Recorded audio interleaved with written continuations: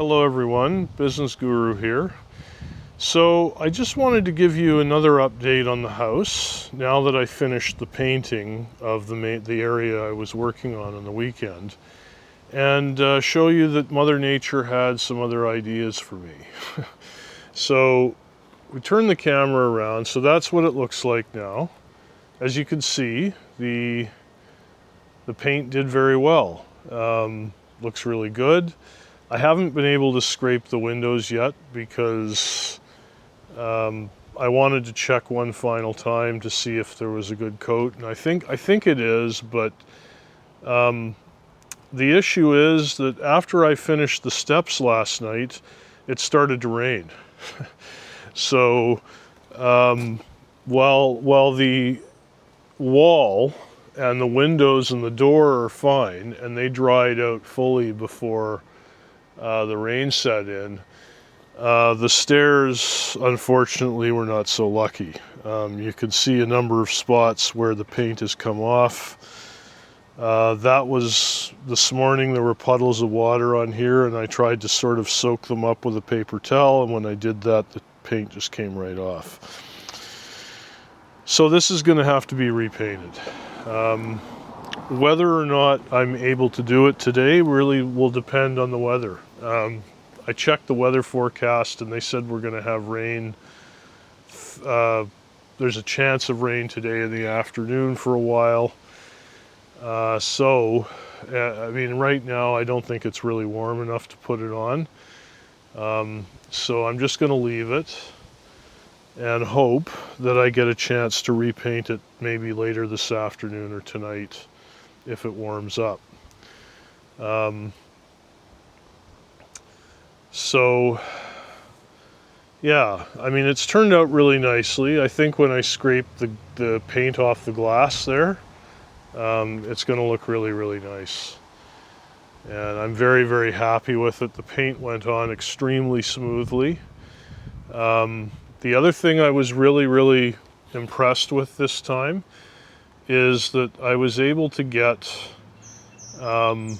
really fine lines. You know, I normally when I paint, like if I'm trying to paint trim and I'm trying to paint around another color, I find it absolutely hellish to get the lines clean and not have the paint colors mix into one another and not get paint, you know, one color like the blue green on, or gray green on, say, the cream when I'm trying to paint around it, or you know, getting the blue gray on the, or the bluish grayish green on the red.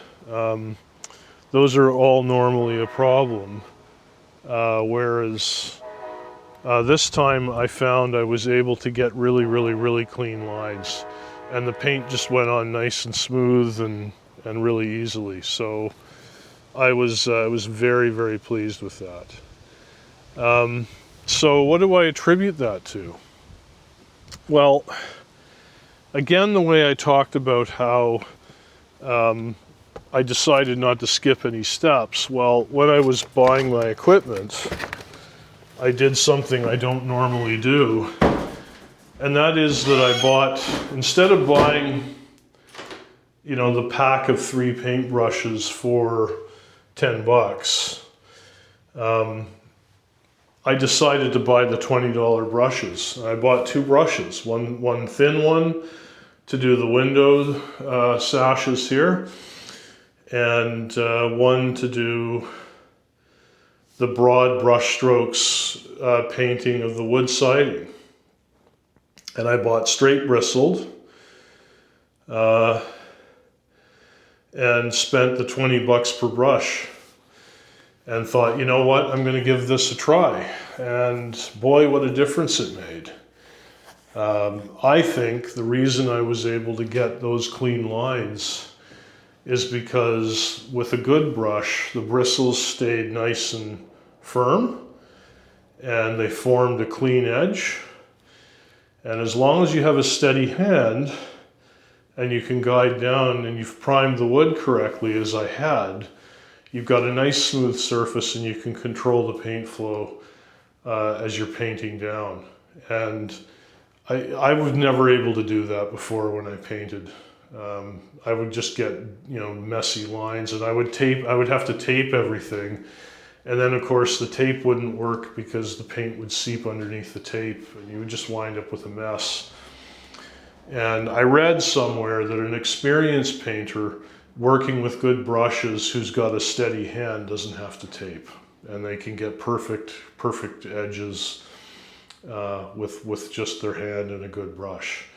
And I believe that now, because I was able to come, I think, fairly close. I mean, it's not painter perfection, but I think it's probably 2 or 3 cuts above any job I've ever done before.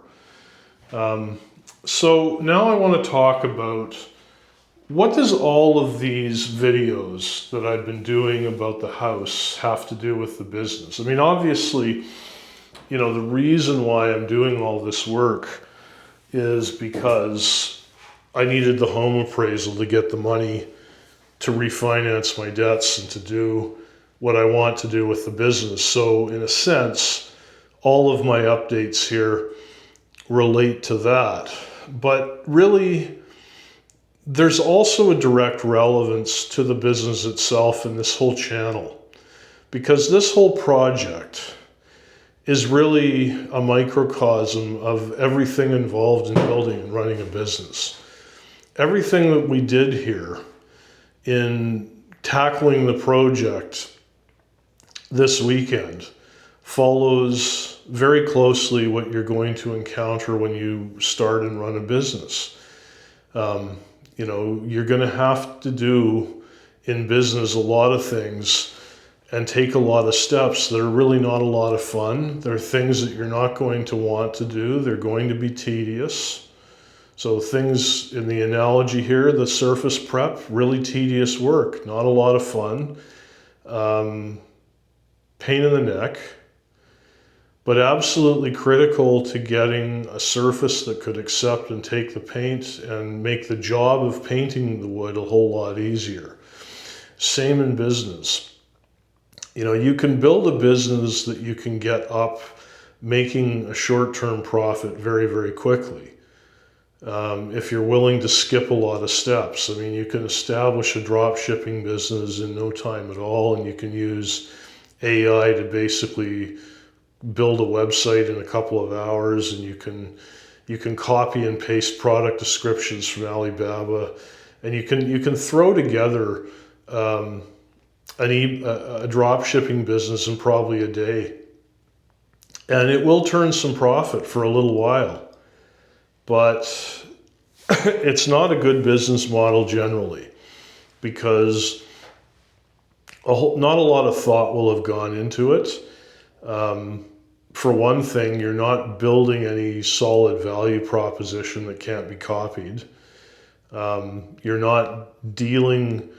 You're shipping product out to customers without ever having inspected the product, without having any control over the product, without having any control over the quality of the experience. And that would prove to be absolutely devastating in the long term to any business.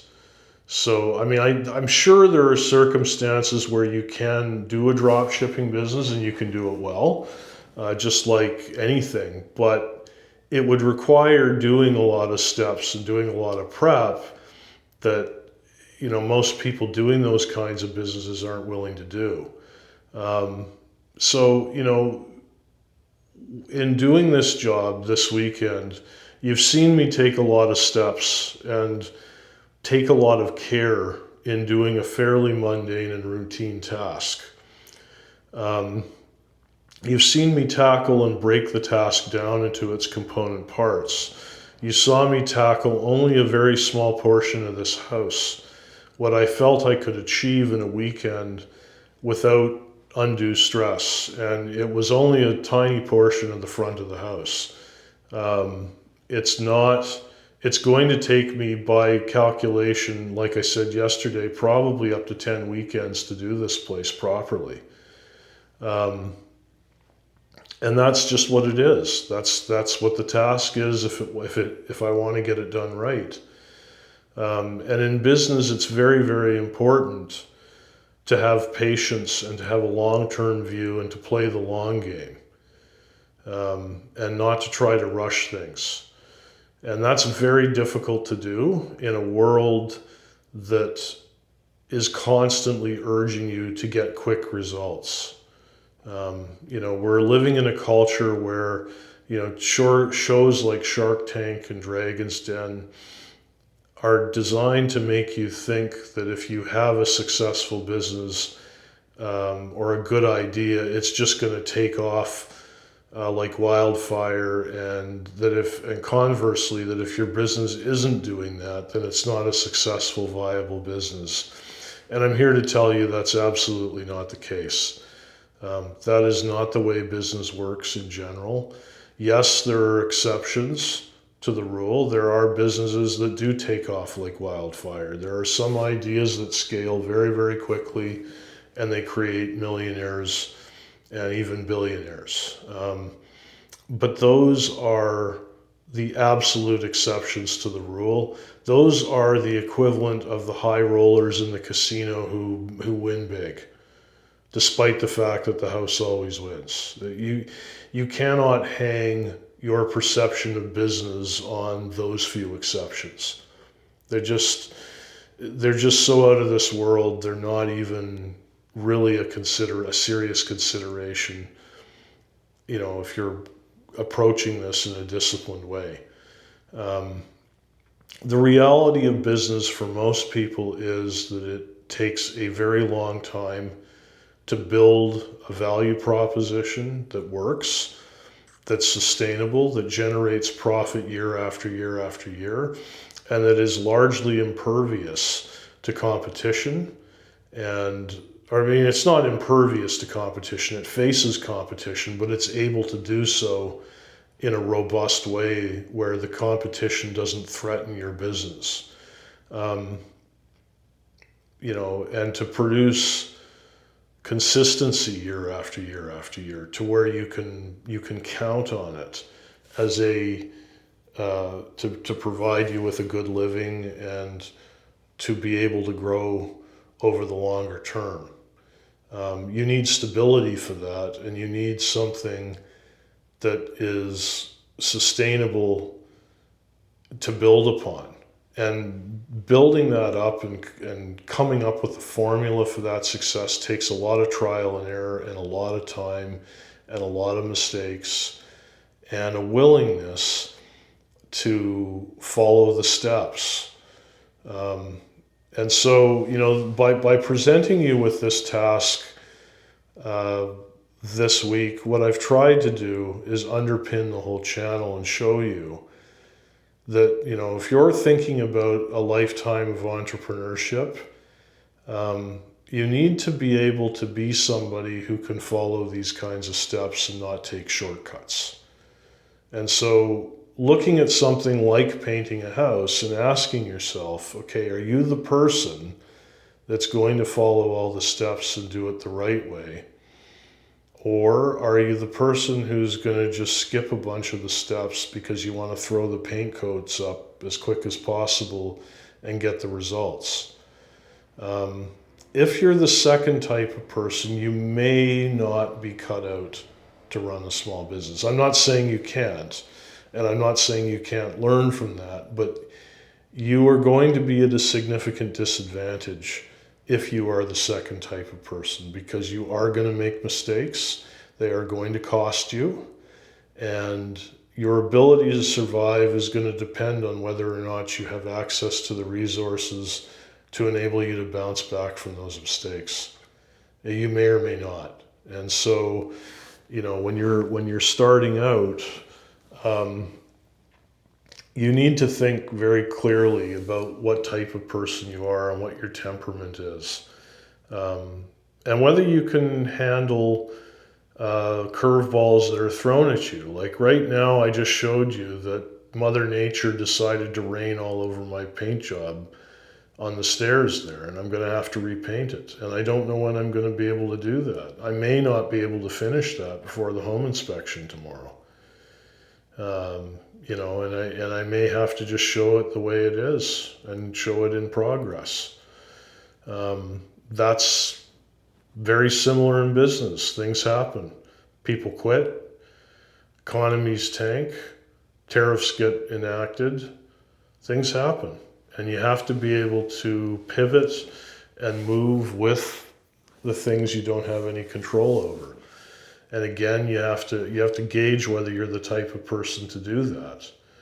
And if you're not, you know, if you go through this process and you look at what I've done and you go, God, I just don't have that kind of patience, then it's entirely possible that you might be better served simply being an employee in a good company, working for a good boss who appreciates your talents, and where you can develop your skills without having to worry about trying to sell and trying to get customers.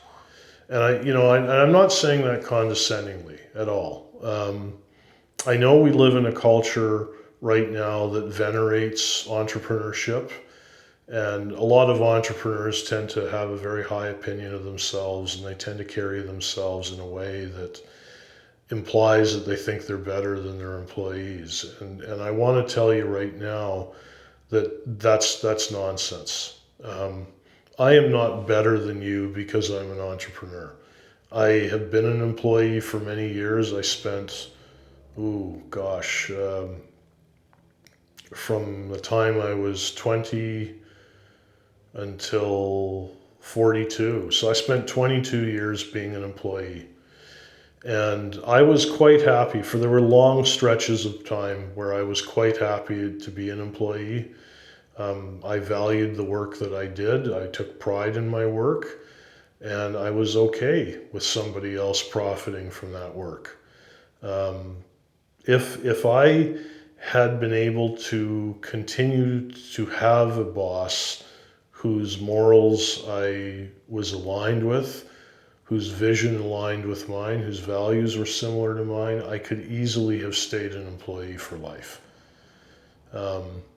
And you know, I want those of you who are of that mindset to understand that that's not something that's common, and it's something to be valued and cherished. It takes a great deal of maturity and strength of character and knowing sort of one's overall place in the universe to be comfortable enough to devote yourself to serving one master throughout your life, and to take pride in the work that you do, and to feel that you have accomplished and lived a full life with that.